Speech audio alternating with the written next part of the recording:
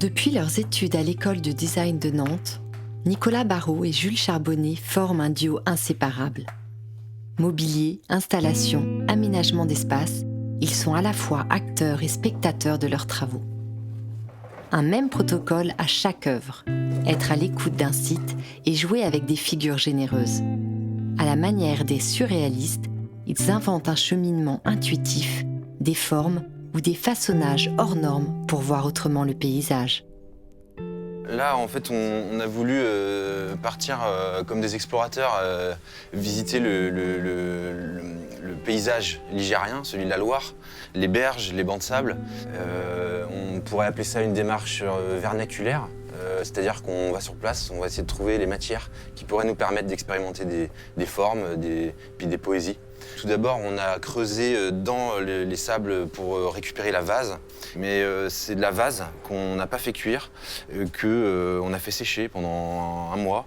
L'idée, c'est d'en faire peut-être 2000 pour fabriquer une architecture prochainement dans un centre d'art, par exemple.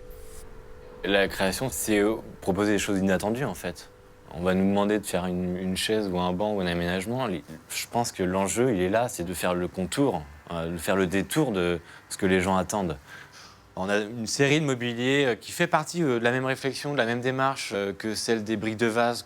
On a voulu mettre en place une technique de marbrage à la peinture pour identifier un peu un univers formel, graphique qu'on peut voir en fait sur les bords de Loire, les risées sur l'eau, etc.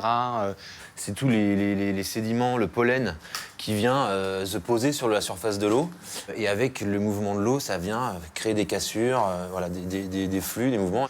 On va souvent là-dedans, sur le travail de la peau, de la texture, quelque chose de très textile aussi. On aime bien que ça prenne du relief, que ça prenne la lumière, que ça vibre, etc., qu'il y ait l'épaisseur. Et voilà. Donc ça, c'est une installation qui s'appelle Nuit au Fort, qui est une chambre à coucher, qu'on a exposée tout l'été à Mayenne. Quelque chose à contempler, si on intègre un usage dedans, l'usage va définir la forme. Effectivement, la forme, elle se crée à partir d'un usage, mais aussi d'un univers de référence. On en parle tout le temps, de références poétiques, de sens, etc. On aime bien solliciter aussi ce qui se passe dans la tête et pas que dans le corps. Les losanges blancs qu'on a ici, c'était pour rappeler les clous sur les portes de château. Et puis ces poils ici sur le mythe de Réponse, mais aussi le bonhomme hirsute et le cordage médiéval. Ce sont des vrais cordes en chanvre qui font 20 mm de diamètre qu'on a installé sur le projet. Voilà, c'est ce qu'on voit à peu près.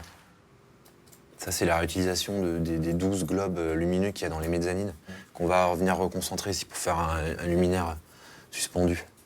Je travaille sur le design intérieur, l'aménagement intérieur de la bibliothèque universitaire de lettres du campus Petit Port à Nantes. C'est un bâtiment des années 50, brutaliste. Et l'intérieur, il reste des mobiliers et des plaquages bois d'époque, des années 50 et 60, qu'on veut revaloriser et jouer avec une façon un peu plus contemporaine. On réutilise des piétements de table existants qu'on vient replaquer. Même le mobilier qu'on ne veut plus, il faut qu'on trouve des alternatives pour ne pas les jeter à la benne bêtement, mais les redonner à des associations de recyclage de la région. La question du réemploi nous intéresse beaucoup. Alors, pas parce que c'est un effet de mode, mais parce qu'il y a un vrai enjeu par rapport à ça et que nous, on s'est rendu compte qu'en ayant cette pratique de réemployer, de ne pas jeter, de faire avec ce qui existe et ce qui reste, finalement, ça crée des situations particulières, singulières, étonnantes. Ça, c'est un des points qu'on aborde et qui, effectivement, nous impose de vivre avec les enjeux d'aujourd'hui.